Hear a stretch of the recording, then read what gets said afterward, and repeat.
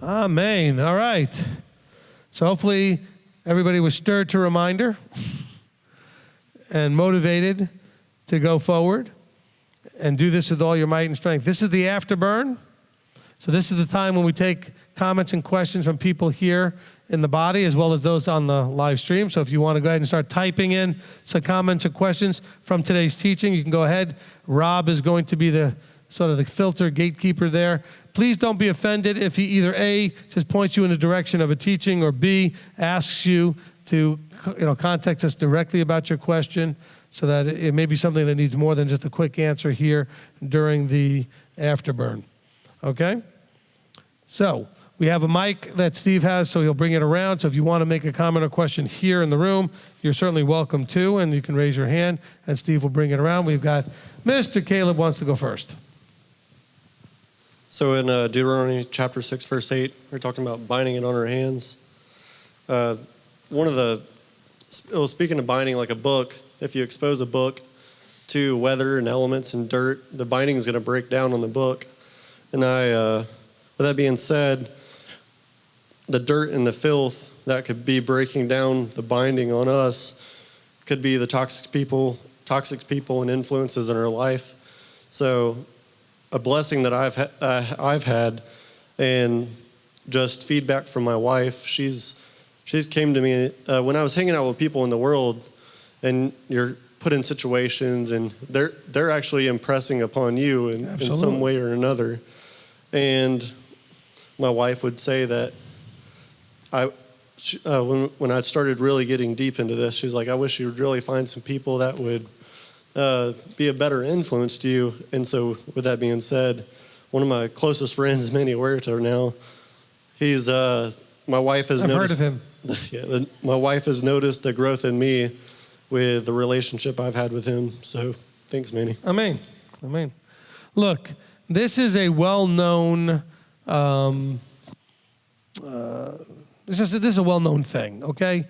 You are, in every relationship, either influencing or being influenced.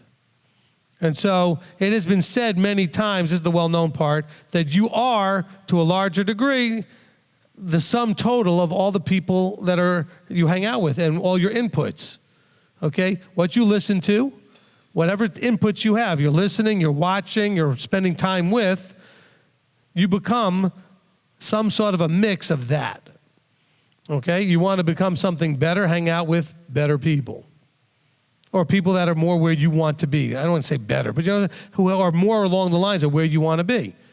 You hang out with the world, you're going to start to look like the world. You hang out with those that are covenanted, you tend to look more like that. And you encourage and strengthen each other. But I mean, it's like the people that tell me, well, I'm only still going to my Sunday church because I'm trying to impress. And well, you're not impressing anybody. You're not impressing me because you're fooling yourself, okay? And so,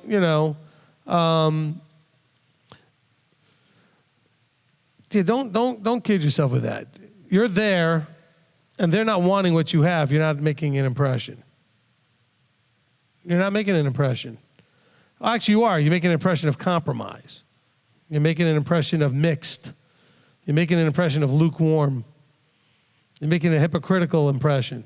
Well, if you believe this so much and tell us Sunday's so wrong, why are you here? You want to make an impression on them that you think Sunday's wrong? Don't go anymore. And then when they wonder where you are, you can say, I don't go anymore because Sunday's wrong. That's not necessarily the way you should say, but I'm saying, do you understand the point I'm trying to make? A much greater impression is made when you stop doing that which you tell everybody you think they should stop doing. If you're still doing it, you're not going to make that kind of impression.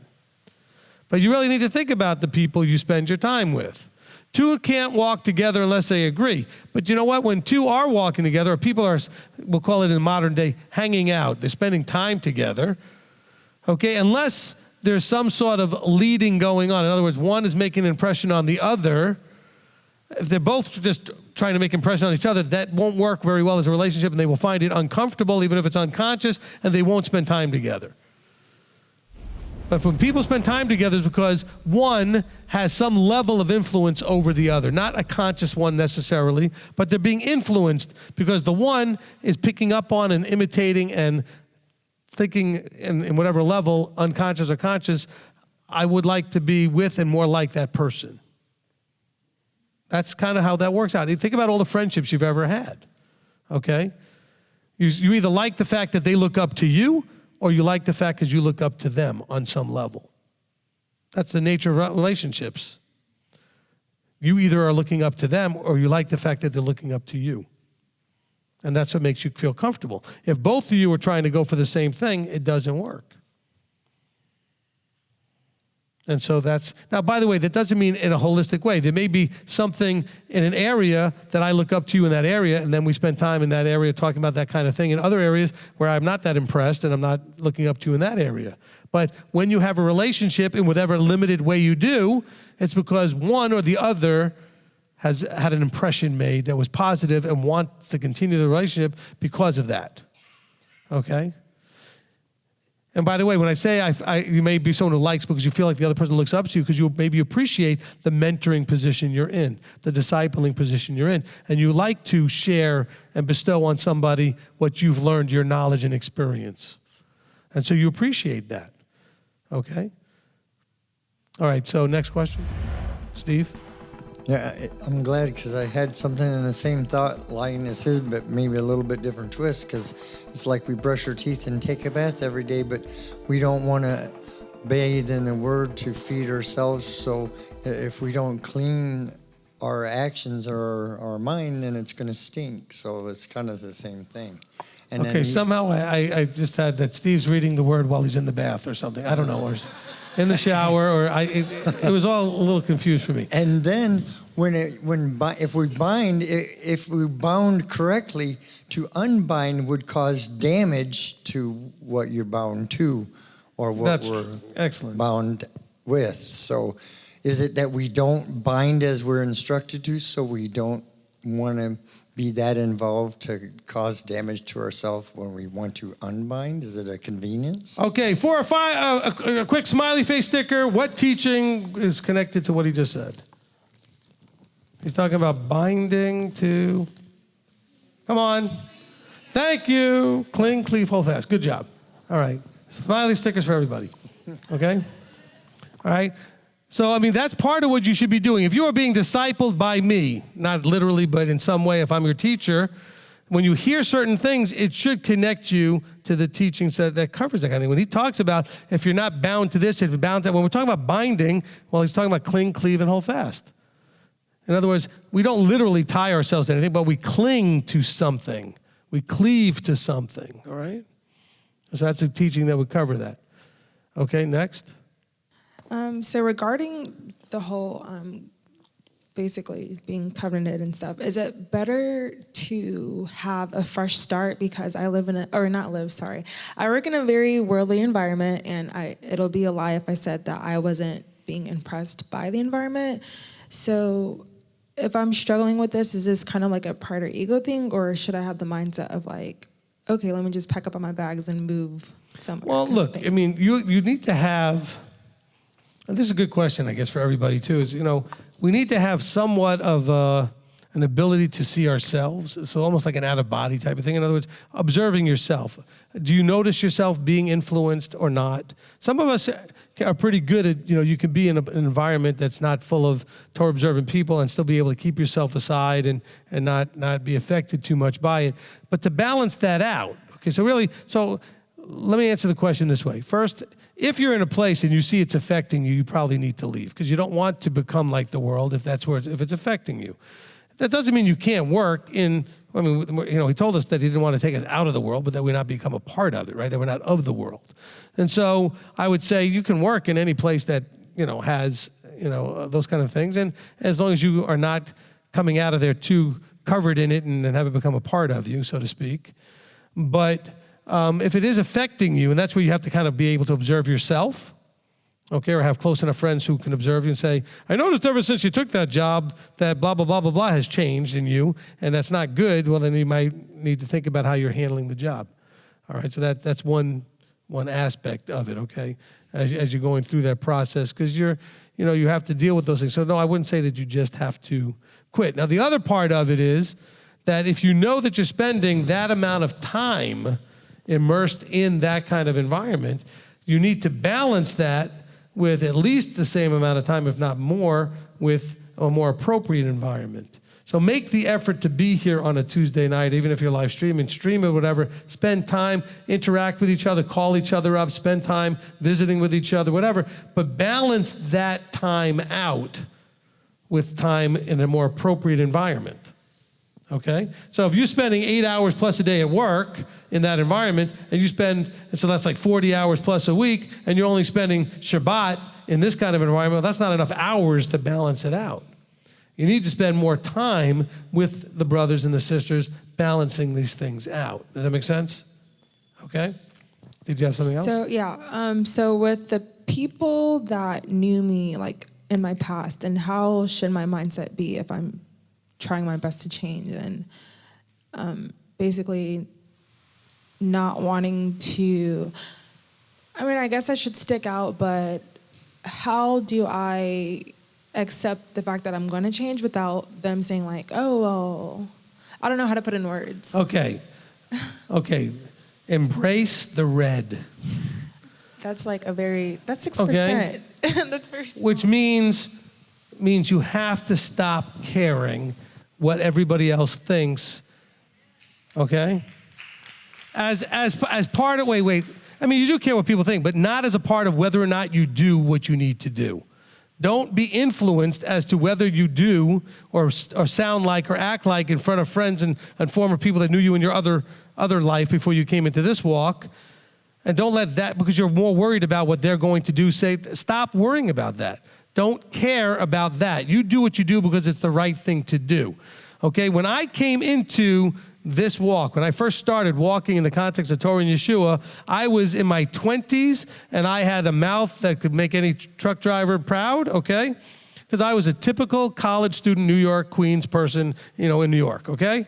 And so every sentence had a bomb in it or 3 or 4. That's just the way we talked, right? But as soon as I came into this, I became different.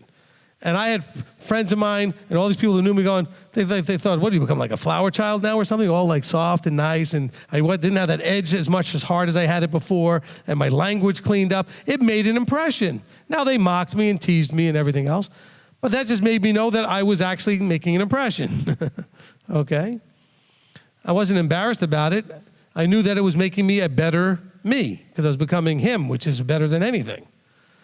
Okay? So don't worry about, and care what people will respond. Do what you know you need to do in terms of whatever changes you need to make. And by the way, that only gives you an opportunity to have a conversation if they want one. Why are you acting so weird? Oh, I'm glad you asked, Okay? Or I noticed that you don't come and do this anymore. I noticed that you don't get involved in that anymore. Oh. Well, I can tell you why if you're interested, okay? And as soon as you start, they won't be interested, once they know where you're going. By the way, they might stop the teasing and the mocking, too, if they know it's going to lead to that conversation. And by the way, every time you make fun of me, I'd be very happy to have this conversation with you. Oh, it's okay. We'll stop. All right. Okay. Okay, Sarah Beth? And the answer is no, I'm not going to stop teasing you and Philip. Okay. Please don't. It means you love me. I love it. There you go. So you added that depth to guard of it being to preserve. When you first said it, I want to ask if this is the correct connection. It's like, so we're preserving it and protecting it, making sure nothing happens to it, but kind of like the Jewish mindset, preserving it for future generations. If we don't live it out, if we don't show how it's done, we have to preserve it for the next generation. Is that correct? That's correct. And then that would also go along with the impressing on a child, because it's the preserving it. That is correct. Well said.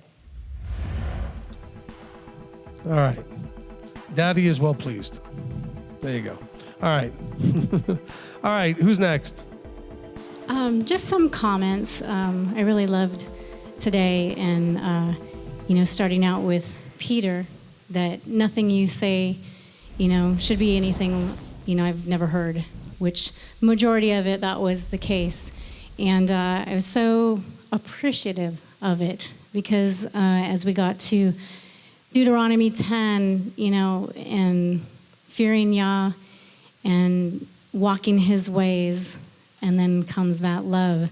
And for me, just anybody out there that might be new to this, in Christianity, all those years, I'd always hear people, oh, I'm so in love with God, I'm so in love with Jesus, and I thought there was something wrong with me because I don't feel that. I couldn't connect that.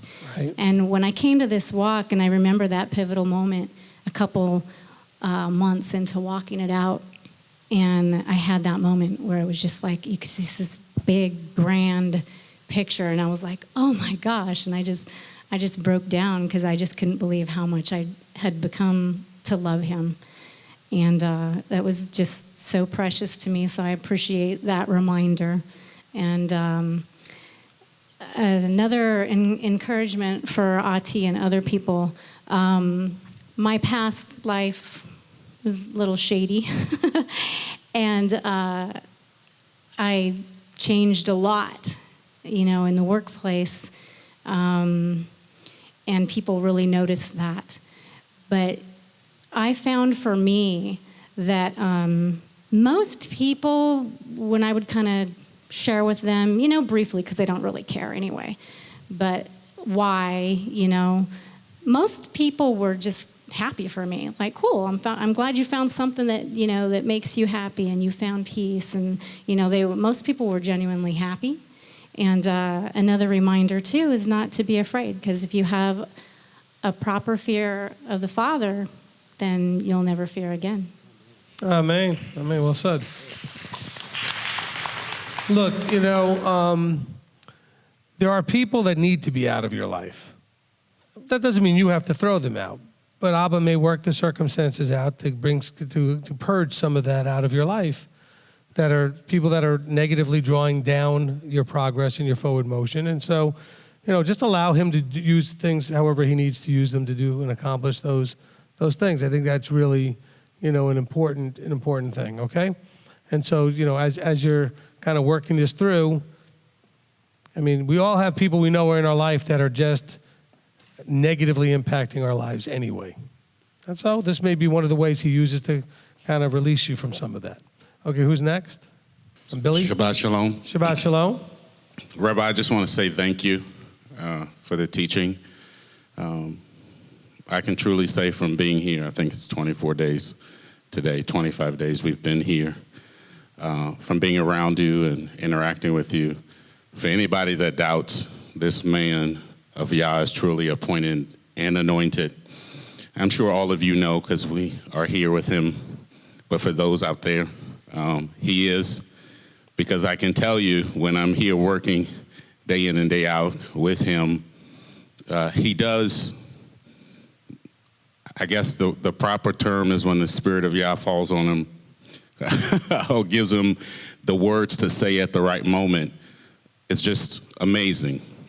And to see what he does when he's before us and teaching, it's not something we encounter each and every day. We might get a nugget here, a nugget there, but to be a witness that he is anointed and appointed by Yah to do what he does, I'm a testimony to that. And before this teaching, when people would come to us from the church and wonder why we were going down the wrong road or we were going backwards and this, that, and this, that, and everything, they came against us to our house. We didn't go to them. They came to our house to tell us all these things, and it was family. And my wife would say I would get very emotional or loud. I didn't think I was getting emotional, but I do love Yah with everything. And so when someone would come against me with their nonsense, I would come back to them, and my last word would always be, Yah said it, I believe it, and that settles it. So after hearing that teaching today, I had to change it. I said, Yah said it, I believe it, so I do it, and that settles it. Amen. Amen. Amen. Who's next? Rick's not going to fake us out and put it in the chat. No, not anymore. I had a couple things that jumped out at me in your teaching. One we're taught in Christianity. We were taught in Christianity. You know, he did it all. There's nothing we have to do. But, you know, if we look at the words of Luke, we have to, well, Messiah in Luke, Yeshua says, strive to enter through the narrow gate. Well, what do we have to strive for if he did it all? Right. You know, and then in Romans, I used to hold on to this verse as a Christian. Romans 8:28, we know all matters work together for good to those who love Elohim. But in Christianity, a lot of times we don't read the rest. To those who are called according to his purpose, because he ordained them to be conformed to the likeness of his Son. Well, we conveniently ignore that in Christianity. You know, there's something we have to do. We have to be conformed.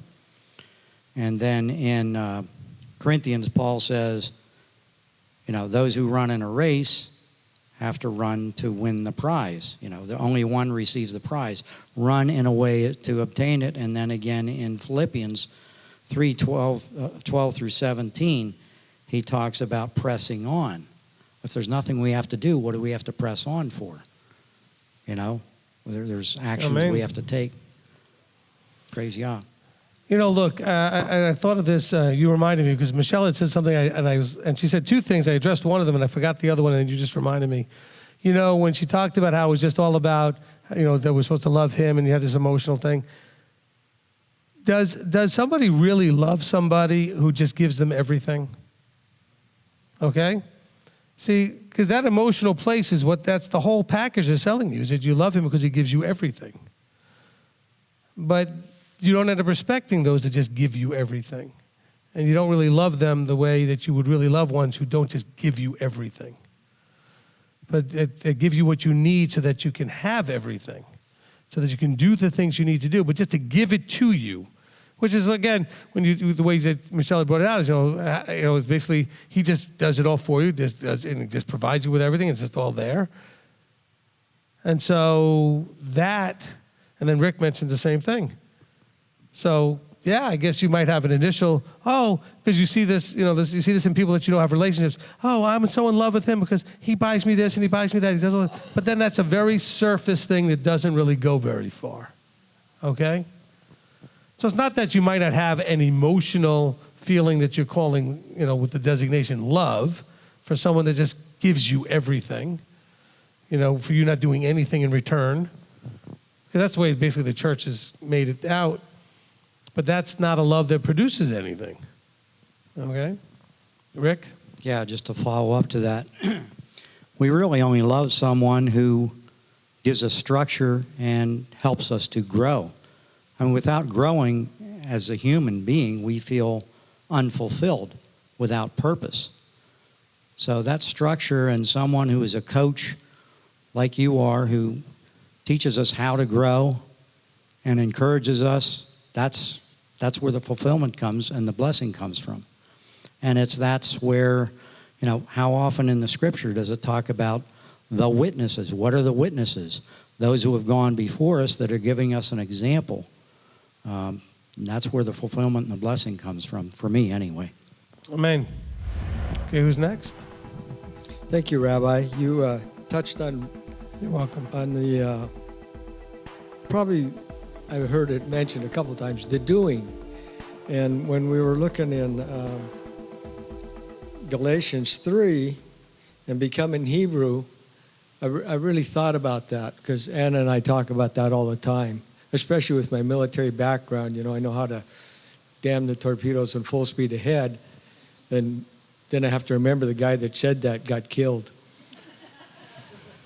But when we're looking at 26, above that it says, the Torah became our trainer unto Messiah in order to be declared right by belief. And kind of piggybacking off my cousin Rick over here, or my twin brother, in Christianity, they absolutely fight on anything that has any kind of action to it. And here it's all about the doing. And if there's no action in belief, there's no action. And belief and love are synonymous in this. Again, it's when you talked about everyone giving you everything you wanted, then there's no respect, and there's no taking care of it either. There's no growth either. Exactly. You are not challenged to grow. And it's all about through belief, which is action, do we grow? Otherwise, we just sit there and there's nothing. I mean, it's totally empty. But I guess where I got stuck here was immersed into Messiah. And I remember distinctly being told that I never needed to worry again because when I was a baby, they sprinkled me. There you go. And I didn't buy it.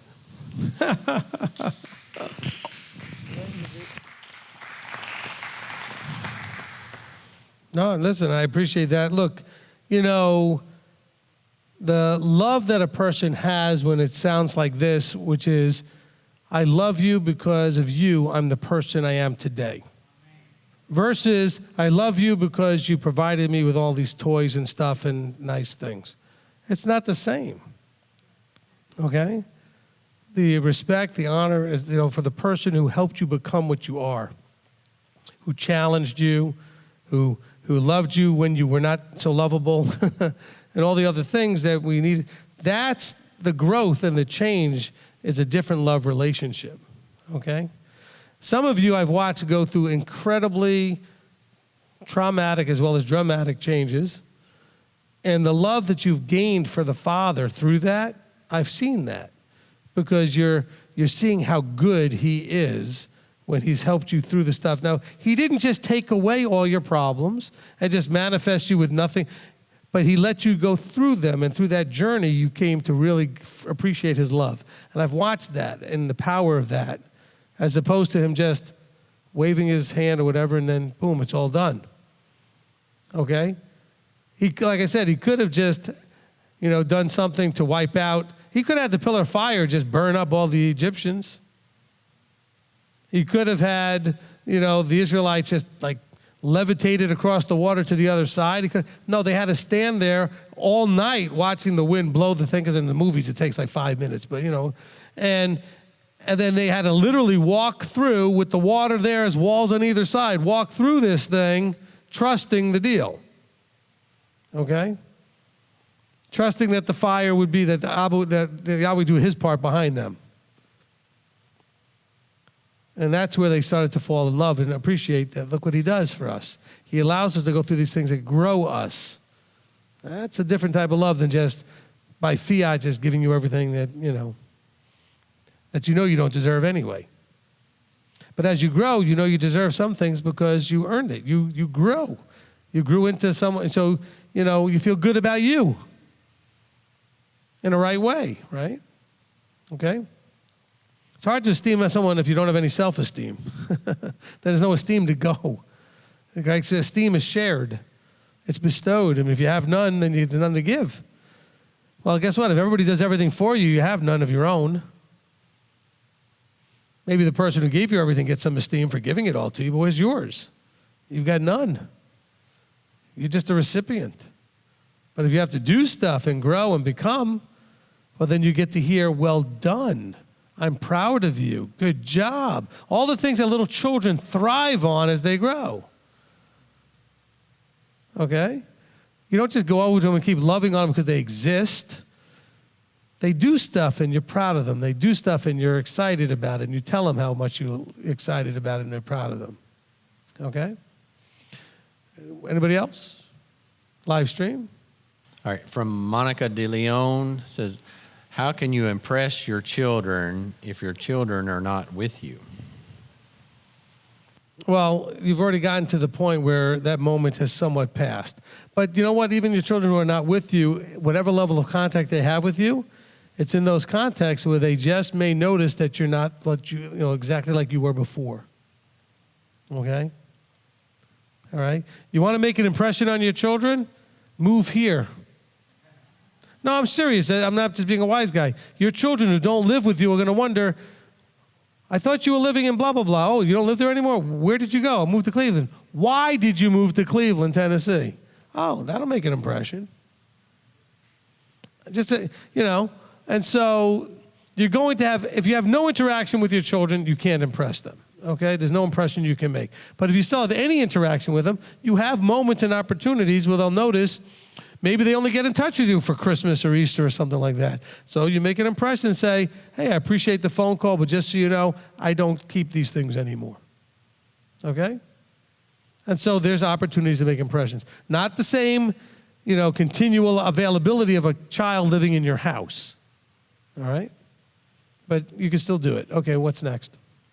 From Maria Lawson, and along these lines, we had several on here, so I figured you might be able to catch all of these. Exodus 20:12, in regards to respecting your parents, would it be considered disrespectful by leaving the faith/religion they believe in and choosing Yeshua? Okay, so look, this is, I don't know how I want to address this. Let me think for a second. We are sort of culturally, generationally, kind of impressed. The impression has been made on us about how we deal with our parents. And so this is really challenging for adults with adult parents, and you're an adult too, because culturally the church has done this and taught you that honoring mother and father is connected to obedience. Okay? And it is, if mother and father are in the vertical alignment with you. Okay, but if you've stepped out of that vertical alignment to get under Yeshua and Yahweh correctly, because they're actually not in the alignment, when you come to realize that your parents are not in the vertical alignment, well, then the obedience problem has been now shifted to where you need to be obedient correctly and be in the proper chain of command, so to speak. Okay? The honoring, the respecting has to do with how you interact with them. You have to do it in a respectful manner. I can be really not happy with you and really at odds with you, and we can talk and be respectful in our talk. So it's the tone of voice, it's the language you use. There's things that you can say that show that you're trying to be respectful of them being your parent. Never says honor your mother and father by being completely in line with everything they're in line with. It says show them honor and respect. Even when you disagree, show them honor and respect for their position. They are your parents. It deserves a certain level, by default, of respect. Okay? So you could say, when your mother says, you need to come to Christmas dinner, and you say, Mom, I know you want me to come. I don't do that anymore. It's not part of my walk. Whatever way you word it, I don't want to be disrespectful. I'm not trying to make a problem for you, but I can't do it. And you be respectful in how you decline. Many of you have been invited to things that you had to respectfully decline. You were invited to something, maybe because you just didn't like the people that somehow you invited, you just didn't want to be there. Or you knew certain people would be there and you didn't want to be there. So you had to find a way to, in a respectful manner, say, I'm not coming. This is what applies to parents in all those things. You have to treat them with the respect that's appropriate to their position, but that doesn't mean that you have to do anything as an adult that they want you to do that you already know is not the correct thing to do. Hopefully that answers the question. This is a very common thing, so please, if you ask the question, realize this is something we deal with all the time. Adult parents who are brutal to their adult children to try to say, well, I'm your mother and you're breaking the commandment if you don't go to church with me or don't do what I say, blah, blah. That's not the commandment, okay? Now, your child's 10 years old, that is the commandment. You're my child, you're 10, I'm the parent, you do what I say, okay? They can't respectfully decline at 10, okay? Look, this is actually not so funny, because what if you're a 15-year-old living in a parent's house and you became Torah observant and your parent didn't? Now you got a problem. Well, you're still going to have to do what they say because you're still a child in their house and you have no self-sovereignty at this point. So if they're going to drag you to some Christmas thing, they're going to drag you there. You need to go there in respect. You don't have to participate in everything, but you have to be honoring and respectful of the fact that you don't have self-sovereignty yet. And that's a real challenge. We do have some teenagers that get in touch with us that are really trying to figure this thing out, and their parents are not. Or they're in a divorce situation where when they're with mom or dad, doesn't matter, the Torah observant one, everything's one way, then they got to go spend time with the other one, and it's the other way. How do I deal with that, they ask? Listen, you have to still be respectful of the parent that's not on the same page with you. because they're still your mother or your father, whichever one it is, okay? And so, now you can tell them, like any child does, that I don't like pork. If they don't understand, I don't eat pork. Because I have children. My children don't eat everything. They don't like everything, just like your children. And when you were a child, you didn't like everything or eat everything. And as an adult, my wife knows there's certain things I like better than other things. We all have our preferences. And then when we have them known, we tend to provide. So if you have a child that says, I don't like a certain food, then you're probably not going to buy it and serve it to them knowing they don't like it. Okay? Now, the reason you don't like it is because Yahweh doesn't like it. I get that. They don't get that. So no problem just saying, I don't like it. You want to fix that problem, just be a vegetarian when you're at that parent's house. Okay? Okay, on alternating weekends, I'm a vegetarian.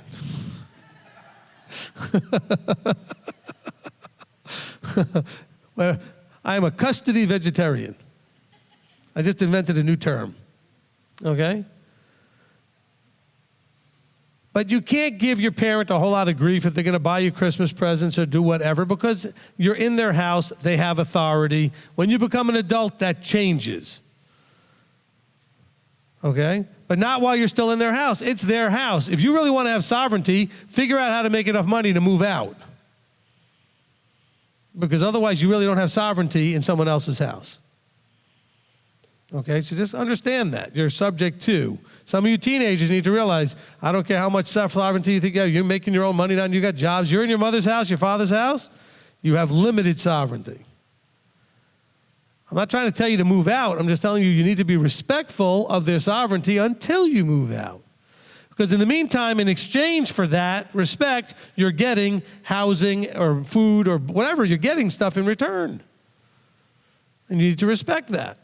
Okay? When you can take care of yourself, you can have your sovereignty. Until then, you're in a different position. Okay? Next question. Hopefully they covered most of those. From Olivier and Janet Hoffman. This is Galatians 3:7 and 29. Is it an honor to be called Hebrew and a child of the living Elohim when a Jewish person realizes you are keeping Torah and they ask you if you are a Jew? How can you answer this? How can you answer this to them? Tell them you're part of the Torah Observant mixed multitude.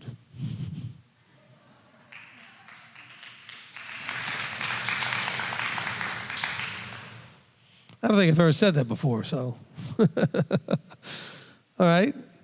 I mean, if a Jew is asking you, say, look, I have come to recognize that the same creator you worship is the creator. And I've come to recognize that the same creator you worship, that I worship too, set some rules down in motion. That's the way that we should live. That teaches how to love him and how to love each other. And I am submitted to that same covenantal relationship. Okay? Likened to the mixed multitude coming out of Egypt. Okay? So by birth, no, I'm not Jewish. Okay? And because I believe in Messiah, I wouldn't call myself, in the context you would understand it, a converted Jew of any sort, because the Jews don't accept this particular Messiah. So you can explain it those ways. From Christian Weib, says, could the commandment about stealing also be considered commanding against not tithing? Again, what? I think they're asking if somebody's saying that you don't have to tithe, is it same as commandment of stealing? Okay. And I don't want to embarrass Christian, but actually I'm very proud of Christian. Christian was one of the ones who actually started with us when he was a teenager. Okay? And so he's been with us for quite a few years.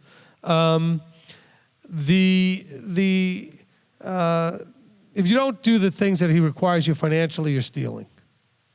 If you're supposed to tithe and you don't tithe, you're stealing. Okay? However, this came up in a different discussion. It is not any of your business if someone else is tithing or not. You don't need to guilt them into it. You don't need to tell them that they're sinning. You don't need to tell them that they're stealing. As a matter of fact, I don't even know why you would know if they're tithing or not, okay? I know what most people are doing for whatever, because the money comes in, whatever. I never will go up to anybody, okay?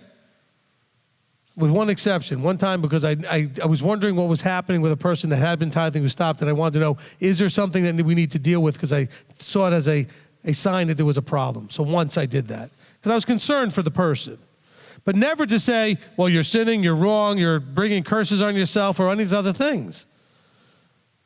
I will not come to address your tithing or your offerings ever. Unless I see it as something that was happening and then stop for some reason and now I'm concerned that something's happening that maybe needs to be addressed. Maybe you need counsel with something. Maybe there's a problem or an issue. So on a very rare occasion that might happen. I've only done that once, okay? And that was a long time ago, and I probably never do it again. But I'm just saying but somehow you become aware and you want to start getting all involved. Please stop getting so involved, uninvited into stuff in other people's lives. Okay? Don't do that. If you want to get involved, ask if they would like to have. Be invited. Be a part of an agreed upon conversation. Don't impose. This is not the place to impress yourself. Don't impress or push. Don't impose. That's a better way to do it. You know what? Don't impose, impress. You do what you're supposed to do, make an impression, but don't impose what you see and what you think and how you understand. All right? Because there are people out there that are trying to attack people and say, well, if you're not tithing, you're just going to, just cursing yourself. And this not. Well, that may or may not be true, but it's not your business. Okay? We got to learn boundaries. From Olivia and Jana Hoffman, his question, Rabbi, Exodus 20, verse 5, is this referring to generational curses? Also, in the Christian world, they often talk about this, but this does not apply to them because they are not covenanted. Is this correct? Well, look, the verse 5 is trying to say, look, if you go and do these things that I've told you not to do, I'm going to cause or allow some things and he talks about this in other chapters where it says, and if you don't, stop doing these things you shouldn't be doing, I'm going to curse you. And if that doesn't work, I'm going to curse you 7 times more. And if that doesn't work, 7 times more. And he says in the context that if you are not instructed by these curses, they're supposed to wake you up, instruct you to get your attention. So he's simply saying the same thing here in verse 5. Look, if you disobey the commandments, I'm going to cause or allow some things to go on in your life to get your attention. And it normally takes about 3rd and 4th generations before somebody wakes up. That's kind of what he's saying here, okay? At some point, if somebody wakes up, it stops. It's not that he's going to continue to punish you even if you wake up, then what would be the point of waking up? And he tells us in Ezekiel 18 that if your father was all messed up and you do what's right, you're not going to be blamed for all of his mess up. But if your father was righteous and you're doing all this wrong stuff, you're not going to get to still be righteous just because he was righteous. Okay? So read Ezekiel 18, and it goes into that whole idea there. Right? I think that's the right chapter. I'm sure it is. Okay? Yes. All right? Right-hand page, right side of the page. Just so you know. All right. Next question. Okay, from Anders Olson. Anders Olson. Hey, brother. Good to hear from you. Anders is over in, I'm going to think where he is. Sweden? Yeah. I knew it was in that area. I didn't want to guess the wrong country. Sweden, Norway, Denmark. So he's in Sweden. Go ahead. Anders, what's your question? Okay, so is this a correct definition? I guess he's asking. See yourself as he purposed you to be, full with a self-esteem. Honor is then to display this self-esteem by walking it out. Only a man of honor, capable of holding firm, consistent, uncompromising, unbetrayed values, is able to correctly appreciate and value the character of our Creator. To love is to value. Okay, that's right. I'll agree with that. Look, I mean, the bottom line is we're not talking about being selfish, self-righteous, okay, self-possessed, okay? But we're talking about having an appropriate self-esteem. A lot of us don't honor ourselves at all, We don't see ourselves as honorable. We don't have any esteem to share on and give to bestow to anybody, okay? Because we beat ourselves up so bad. So don't think of it as pride and ego and that kind of thing. Self-esteem, I'm talking from an appropriate way of feeling like you're worth something, that you have self-worth, and that you are a child of the living Elohim, and therefore you have value, and you can eventually get from where you are to where he wants you to be. Okay? All right, from Ariel, Exodus 28 through 12. Okay, what if a family member is dying and a non-Torah observant parent sets up a Zoom meeting on Shabbat due to a birthday fallen on Shabbat?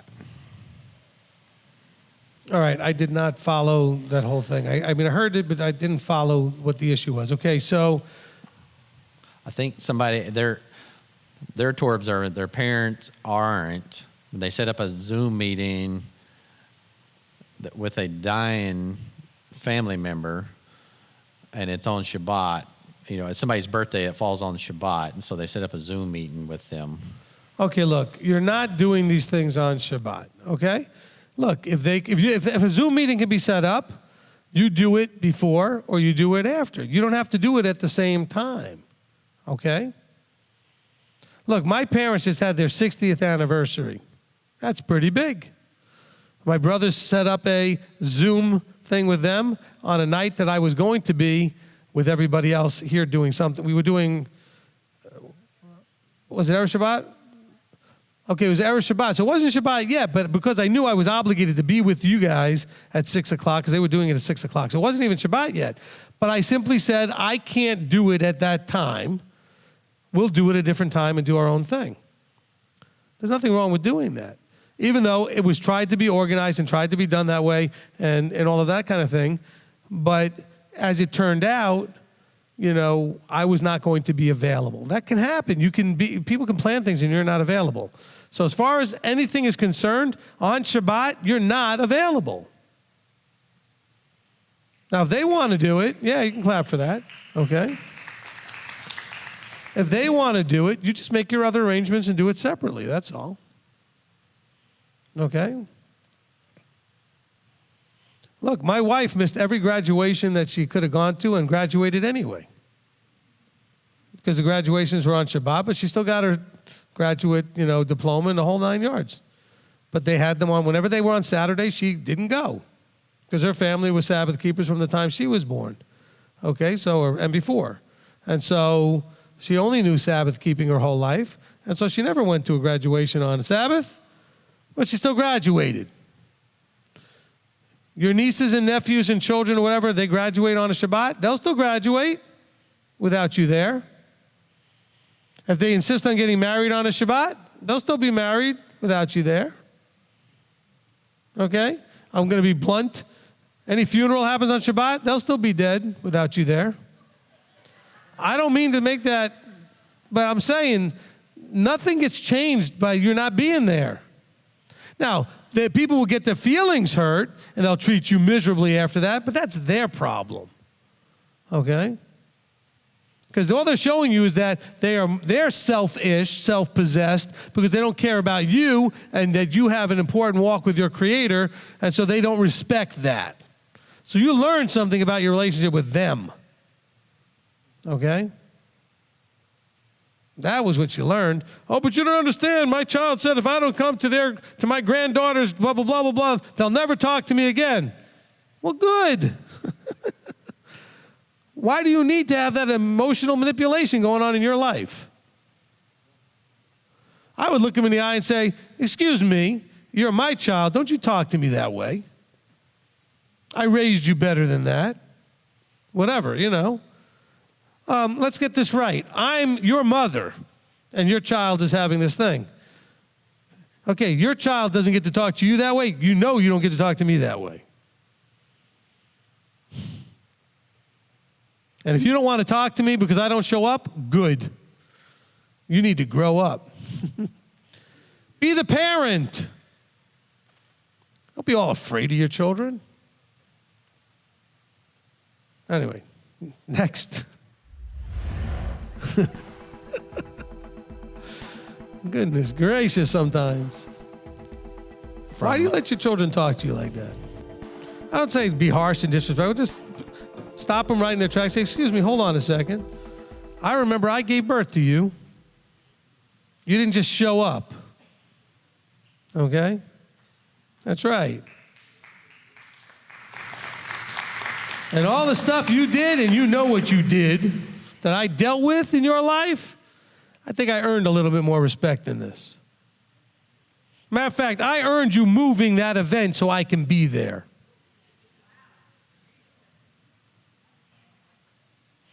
I know you're all thinking, man, that rabbi's a tough boy when it comes to that stuff.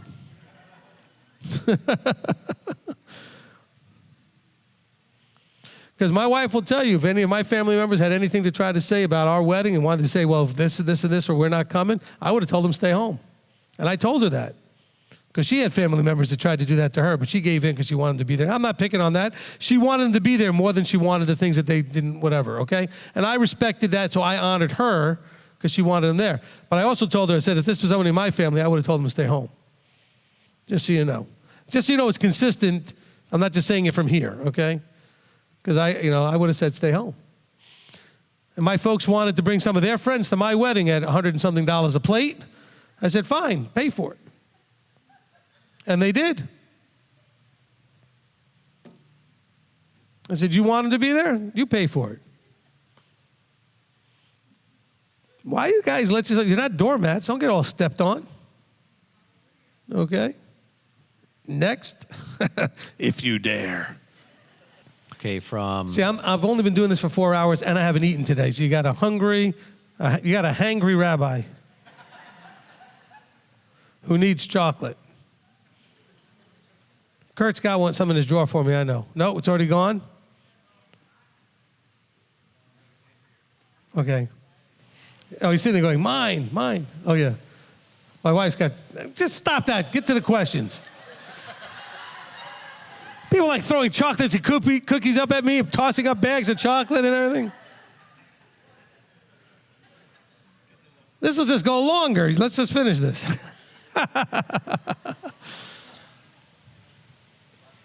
I appreciate that. I'm just teasing you guys.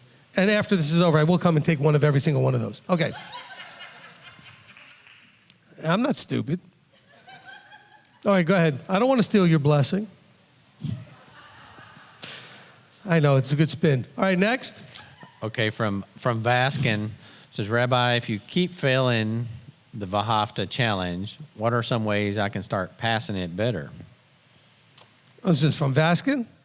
Vaskin's one of the Australia guys. Good job, Vaskin, being on here after last night. Okay, so look, if you're struggling with anything, what you need is to give yourself some things that you can build into a routine. And so the Vahafta challenge thing, make sure you start out every morning, okay, breakfast time, whatever. As soon as you get your day going and you pull out, just take the whole Vahafta, put it on a card so you have it so you don't have to go get your Bible and go find it and everything. Just pull out a card and just read that in the morning and say, okay, I want to make sure I'm doing this today. And then that little card, take it with you at lunchtime. Pull it out. Okay, am I focusing on this? Am I doing this? Then take it out when you get home from work. Do it again. Take it out a few times a day and look at it and go, this is my goal today. They always tell you that the goals need to be as frontless before your eyes. The more that goal is in front of you, they tell you, put it on the mirror in your bathroom. Put it in the bag with your lunch. Put places where you're going to have it, where you see it all the time. Okay, stick it on the visor in your car. Put it everywhere. Put it where you're going to see it. Then you're going to know that you're focusing on it. And by the way, you know why you fail? All of you have the same problem. You don't want it bad enough. So your why is not big enough. Why do you want to do the Vahafta every day? If you keep failing the challenge, you fail only because when you want something, you do it. You want it bad enough, you're going to, if there's a will, there's a way, right? You want it, it's not, by the way, will is the wrong word. If there's a want, there's a way. Provided that want is big enough. You really want it, you're going to figure it out. Okay? You're going to figure it out. I used to do this with my son all the time. He'd get one of those Lego kits, to build into something. He'd get to a point where he said he'd call me over wanting my help, and I knew he could do it, and I was busy, and I said, I'll be right over there in a minute, but it took me more than a minute. By the time I got there, he had figured it out. right? He wanted to get the thing done. So he figured it out. You want it, you'll figure it out. Vaskin, you don't want it bad enough. It's like the story about the student goes to the rabbi. He says, Rabbi, I want to understand the Torah, the whatever, put anything in there, the Torah, the Talmud, whatever the rabbi student was asking him. And he said, I've been struggling with it, whatever. He said, but I want to understand it. Took him out in the water, pushed him under the water, and held him under. And held him under, and held him under. And eventually, he fought until he came up. He said, what's up with that? He says, when you want this as much as you just wanted to get out of the water, you'll have it. See, how bad do you want it? Okay? You can set all the goals you want. It's useless if you don't want them bad enough. Okay, so you need to write down, Vaskin, all the things that you will, this is how you do it, carrot, stick. What will you benefit if you do it? Why are you doing it? What are you doing it for? You're not doing it just to do it. You think it's going to do something for you. Transform you, change you, something. What are you going to get out of it? That's why you do it. You're doing all this that you're doing because you want to live forever. In a place where there are no tears and there's all this joy. That is why you're doing all of this. Let's not, no, I do this because I love him. No, that's not why you're doing it. You love him because he's offered you forever. Okay? If he never offered you any of that stuff and was a different type of Elohim, you wouldn't love him so much. Okay? But he's giving you an opportunity to have all the stuff he tells you. No issues, no strife, no tears, all joy, everything. Well, yeah, I'm in. But now I need to have the motivation because Yeshua did what he did. Why? Because of the expectation of what he was going to receive. He wanted that bad enough to be willing to die. Okay? But he wanted that. It was, he could taste it. He could feel it. He owned it. That future, King of Kings, that my job is King of Kings, that time where we'll all live together, that is real to me. And I'm going to do everything I need to do, even willing to lay down my life. Okay? A parent is willing to die for the child. Why? Because of that love and desire for that child to be happy and live is so strong that I would jump in front of something for my kid, right? What does it mean to love him? I have to love him with everything. Do you love him as much as you love your child? Do you love him as much as you love your spouse? You love him as much as, do you put whatever what do you love, So here's your carrot. Make it clear. Write down all the things you will benefit if you do the thing that you're supposed to do, that you know you're supposed to do. And then on the other side of it, write down all the things that it will cost you if you don't. What will it cost you not to do this? What's it going to cost you in your relationship with him? What's it going to cost you in your relationship with each other? What's it going to cost you in a relationship, whatever? What is it going to cost you if you don't figure it out and get it done? You need leverage on you. Motivate yourself. Everything we do is for two reasons, either because we're trying to avoid something or because we want something. Carrot, stick. You're running away from the stick, you're chasing the carrot. That's sort of the metaphor, right? Somebody might go, but I don't like carrots. That's fine. Figure out what you want. Maybe you really don't care that much about living forever. Maybe that's not enough to get you going. Figure out what gets you going. But you're not doing what you're not doing because you don't want it bad enough. Maybe it's not real enough to you, whatever it is. Okay? You got to get that want to going. You got to stir up the want to. Okay? What do you want? Why do you want it? That'll motivate you if you figure the right things out. Get the right formula to unlock what needs to happen to get you excited to do it. I was a child, so were all of you. I remember my parents throwing me out of a bed to wake me up. I also remember sitting in the car wondering where they are when they said we're going to an amusement park. And they looked at me like, man, you're up, dressed, ate breakfast, and in the car. How'd that happen? Because I wanted it. Get up to go to school. I didn't want that.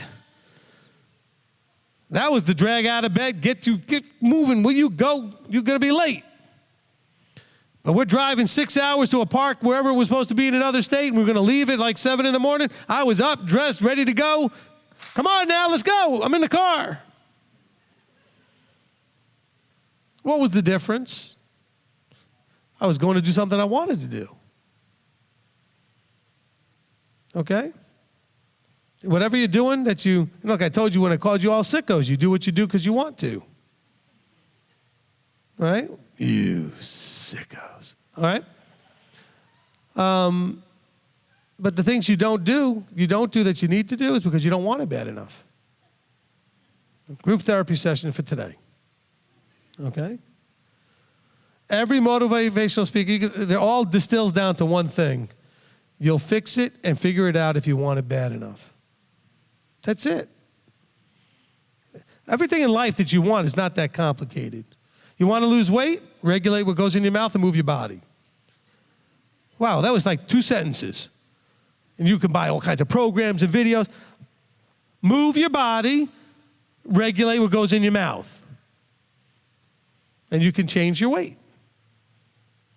Okay, you don't want to regulate what goes in your mouth. And some of you don't want to move your body. Some of you got both. Well, then you're not going to lose anything. And if you do, using the gimmicks, it's just going to be temporary till you stop doing the gimmick. And then you gain it back plus 20% or 10% or whatever. Okay?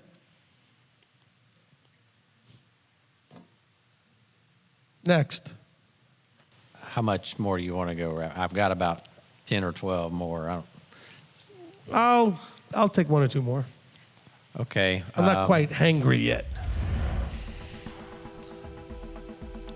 Okay, from Gonzalo, it says, going back to genealogy, there's a belief that the Israelites were all black. There were no white people amongst the Israelites. Geographically, it makes sense. What are your thoughts on that? All right, my thoughts are that, and I don't want to pick on you too much, but you weren't listening. Okay? Go back and listen to it again. All right? It doesn't matter whatever they were. Okay? It doesn't matter what color Yeshua was or Moses was or anybody was. If you're going to get hung up on that, you're going to get swept into like the black Hebrew Israelite nonsense, and those people have such a mean spirit and it's so racist that you need to avoid that like the plague. Okay? And not because of their skin color, okay? But because of what they're doing with their thoughts about skin color, and they're acting as, in their attempt to be backlashing against racism, they are acting about as racist as anybody's ever been. Because they're turning it all into race. I told you, knock it off. Okay, Yeshua died for everybody, yellow, white, black, whatever, okay? Mixed of every sort. Stop with the racist, skin color, cultural, whatever. Okay? If you are of Messiah, which anybody can be, then you are Abraham's children, whatever color he was, and children of the promise. All right?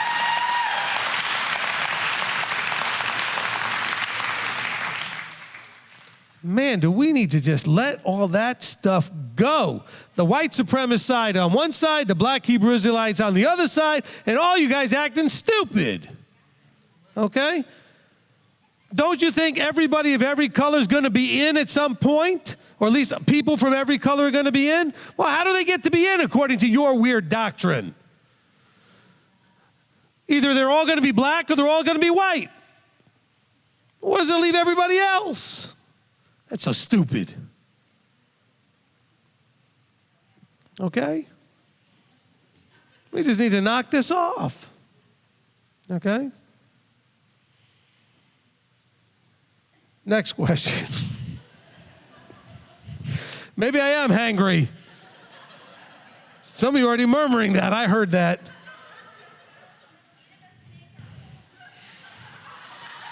What was that? Give us. I don't like Snickers. My wife was trying to tell you that. See, right away, she's looking at you. No, that's got nuts in with his chocolate. He doesn't want that. Okay? See? All right. If you dare. Okay, from Miss RC. Says question, MTOI, Rabbi, you spoke about doing his good works and leaving an impression. How can we know for certain we are doing his works according to his purpose? Look, if you're trying to move your life into obedience to what he says in this book, and you have guidance of an anointed appointed, you'll be in good shape. That's what you need. You've got the word, and you should have counsel. Okay, the word plus counsel. I'm in the mood to keep everything simple. Okay? Learn the word, get counsel. Okay, this will be the last one. From Karen Are you having mercy on them or me?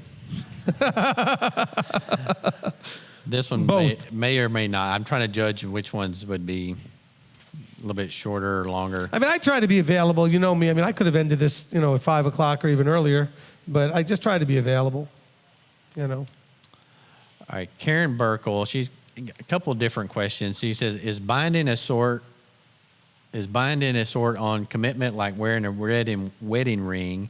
And also, if we put the words on our doorpost, why not in our hand and on our forehead and between our eyes?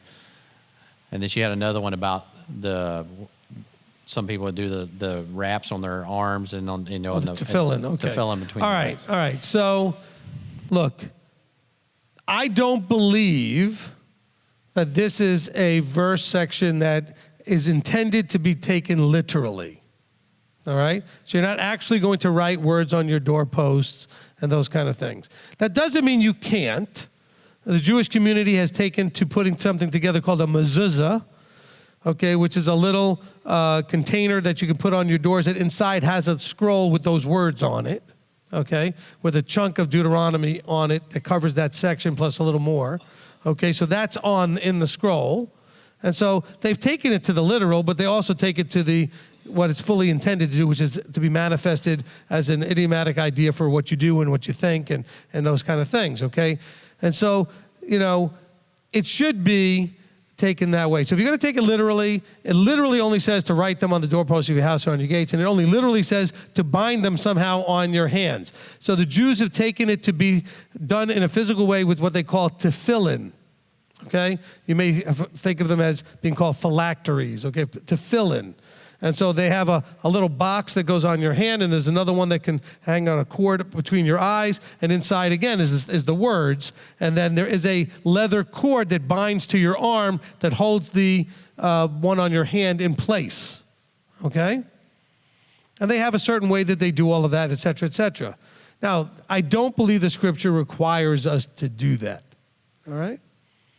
It's not talking about a literal manifestation of it, nor is there any instruction on how that would look or how that would be done anywhere in Scripture. Talmud has it, okay, Jewish tradition has it, but there's nothing scripturally that has that, okay? As a bar mitzvah boy, I had to do that as part of the pre-bar mitzvah rituals. You go and you do you're binding your tefillin and you do those kind of things, okay? When my children were going to Chabad for preschool, I said, a sure sign the Messiah must be coming soon to the Chabad people was that twice within 1 week they kind of put tefillin on me, because that's what they like to do. They like to grab people that haven't put the tefillin on who are Jewish and, hey, have you done that lately? Oh, no. Hey, let me do this for you. And I let them do it. I didn't care, right? And so now being someone who doesn't normally do that, and I have my own set, et cetera, I said, wow, that happened twice in 1 week one time when we were there. I said, that must be a sure sign the end is near. Anyway, so they didn't think that was funny. But anyway, hopefully that answered the question, though, for her. Okay? All right? Are we good? Yeah, we're good. That was a reluctant, yeah, we're good. I was just kind of looking over the ones that a lot of them are just not really on topic or just general questions on things that kind of follow on what you just was Okay, here we go. For all of you out there that have those kind of questions, keep track of them, because we are going to have a Q&A session coming soon. Okay?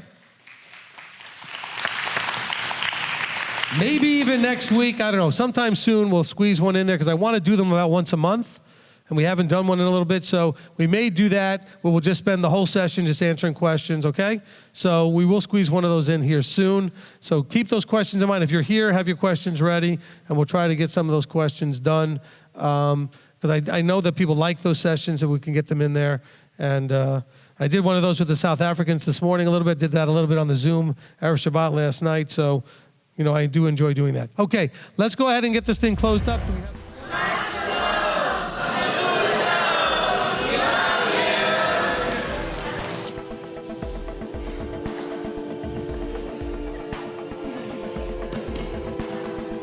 She forced me.